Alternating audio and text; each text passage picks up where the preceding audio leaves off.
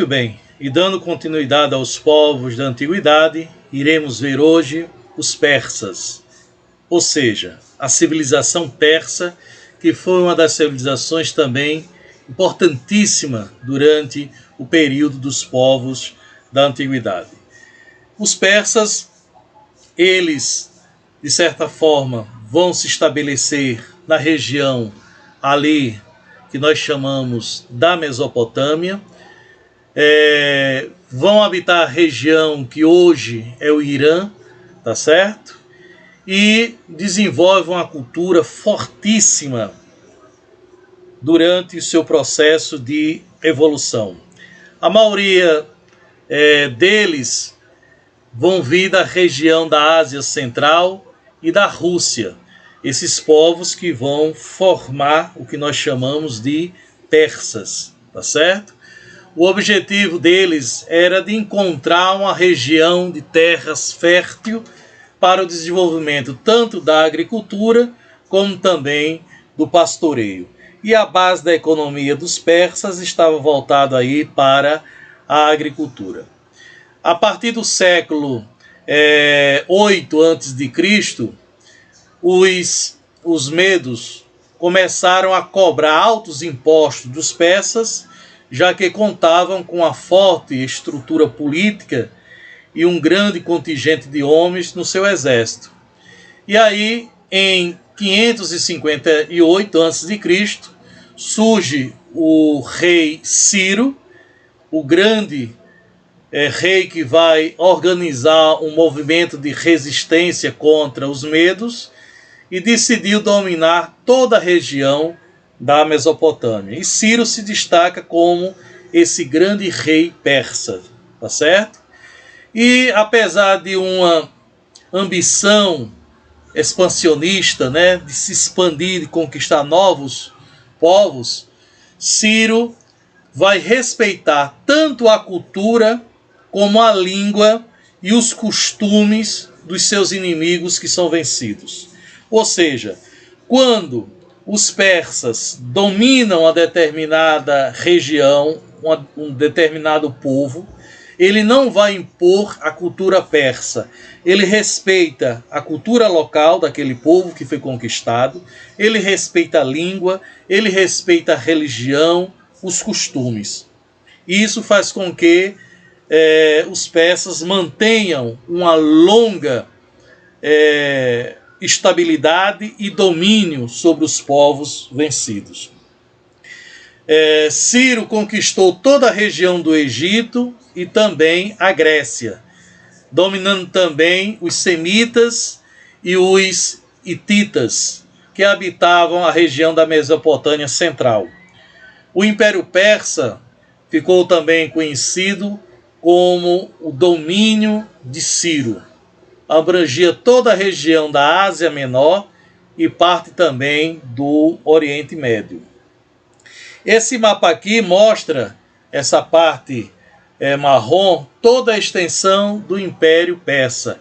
Você vê o quanto o Império Persa foi importante nesse período da Antiguidade. Ciro, através dos outros imperadores que vão dar continuidade, né? A exemplo de Dário, por exemplo, Dário I e Dário II, vão criar estradas. E essas estradas servem para ligar toda a extensão do Império Persa. E ao longo dessas estradas bem feitas, bem conservadas, eles irão desenvolver o sistema de correios, os quais que nós temos bem parecido com os nossos atuais, tá certo? Uma forma das informações e da comunicação do imperador chegar ao extremo do império ao outro com a maior agilidade possível. Então foi um império bem organizado. E com a morte de Ciro, do imperador Ciro, né, que vai ter aí também a sucessão por Dário I, eles vão continuar expandindo o domínio persa e vão dividir. Como o Império Persa cresceu tanto, eles vão dividir o território persa em 20 províncias. E essas províncias, que nada mais é do que estados, eles vão chamar de satrapias. Satrapias é como um estado. E eles dividem em 20 para poder assim governar da melhor forma possível, tá certo? E vai nomear um funcionário de sua confiança.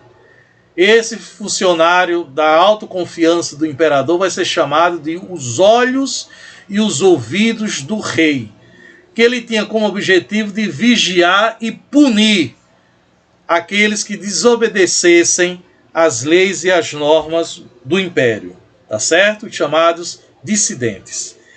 E como você vai ter um império territorial muito amplo, que vai dominar toda a região da Mesopotâmia, os périos queriam ainda mais e vão se estender para conquistar todo o território por completo do mundo grego.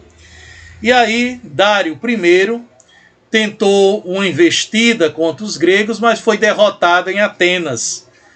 Paralelamente, inúmeras guerras civis foram surgindo nessas províncias chamadas de satrapias, e você vai ter aí o declínio da civilização persa, tá certo?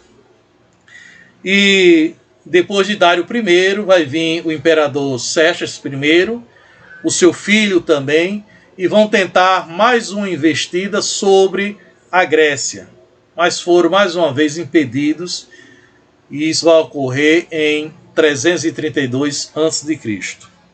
Com isso, nós vamos ter a figura de Alexandre o Grande, que era imperador da Macedônia, que era filho de Filipe II, rei da Macedônia, que domina a Grécia.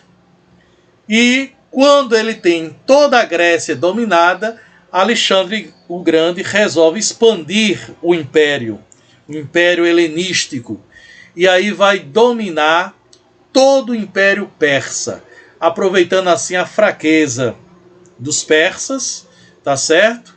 E termina derrotando o Império Persa e conquistando toda a região da Mesopotâmia, como também mantendo a hegemonia de Alexandre sobre todo o domínio persa e, consequentemente, por todo o Oriente Médio, onde os persas haviam dominado, acabando assim com a hegemonia do Império Persa no Oriente Médio, tá certo? Dentro do aspecto religioso, os persas vão desenvolver o chamado zoroastrismo, que eles acreditavam em duas forças, as forças do bem e as forças do mal. Era uma religião de caráter dualista, tá certo?